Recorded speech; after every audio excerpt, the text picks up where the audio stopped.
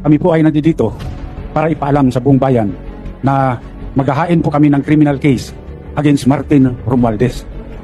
Sa kadahilanan po na siya po ay may ginawang krimen dito sa budget ng 2025. Malaking halaga po yung ipinasok nila na hindi po inaprubahan ng Kongreso.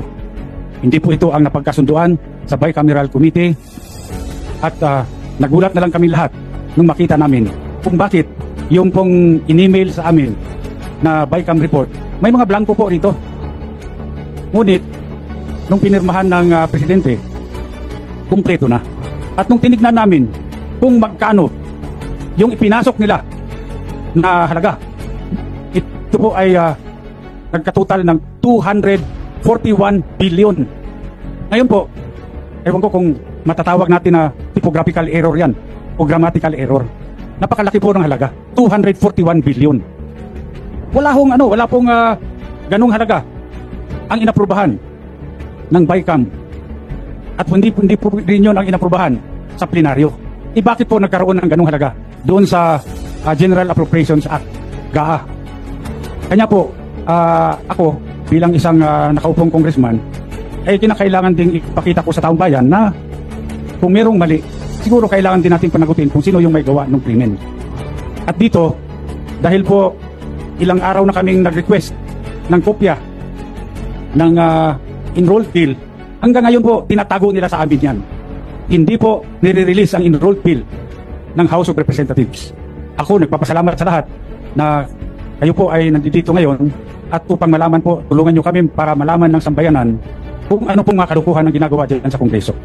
Well, tama po yung sinabi ni former Speaker Bebot Alvarez, no? Kasi maliwanag naman na dapat yung Bicameral Conference Committee report ay i-approve yan ng House at i-approve din ng Senate. Maraming blanco doon sa lumabas na mga dokumento. So, may narinig ako na statement, hindi ako nagkakamali, ay galing kay Congresswoman Kimbo, ang nagsabi na yung technical working group ang gumawa na ng tinatawag nilang insertion based on kung ano raw yung napag-usapan doon sa Bicameral Conference. Ang tanong, meron bang records o proceedings doon sa Bicam? Wala eh. Meron bang journal o proceedings? Wala silang maipakita. So, dito siguro ay kailangan maimbestigahan mabuti itong mga members ng Technical Working Group. Technical Working Group sa Senado, Technical Working Group sa Kongreso, at sino-sino itong mga membro ng Technical Working Group.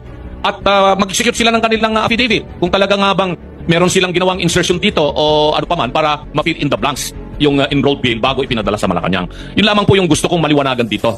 Dahil ay statement ng galing yan sa balita na napakinggan ko at nabasa ko na statement allegedly ni Congresswoman Kimbo na yung Technical Working Group ay pinunuan itong mga blanco na nandito sa mga dokumentong lumabas na mga Bicam report. Na may pirma naman yung mga members ng Bicam Committee sa House at sa Senate.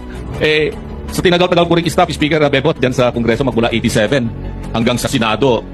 Ito lamang yung kauna-unahang pagkakataon. For many years, naging staff ako dyan sa Kongreso at pati dyan sa Senado na nagkaroon ng Bicameral Conference Committee na blanco na pirmado ng mga membro ng Bicam. At kung ito rin ay sinabit nila doon sa plenary session para i-approvean nila, asan nga yung enrolled bill? Sabi nga ni Speaker Bebot, wala pa hanggang ngayon. Sa akin, yun ang aking pinagdududa na bakit nagkaroon ng ganon na mga insertions. Sila lamang po. Former Speaker, ano po yung particular na kaso na isasampa? At sino-sino pa po ang sasampahan ng kaso bukod kay Speaker Martin Romualdez? At kailan po ito isasampa? Sa aking pagkaalam, pwede akong i-correct ng aming mga abogado rito kung meron ako makaligtaan na pangalan. Number 1, siyempre si Martin Romualdez. Pangalawa, itong si Saldico.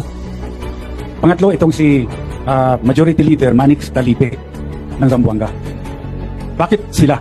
Dahil po, una, wala pong nangyayari sa House of Representatives na hindi po alam ng Speaker of the House of Representatives. Lahat po yan may basbas ng Speaker. Wala pong gagalaw dyan kapag hindi po sinabi ng Speaker. Kaya nga po dito, sigurado ako, itong si Martin Romualdez ay talagang siya ang may pakana nito lahat. Siya ho ang author nito.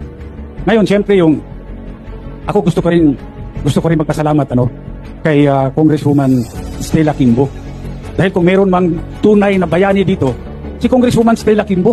Dahil siya mismo ang umamin na maraming blanco ang Bicam report.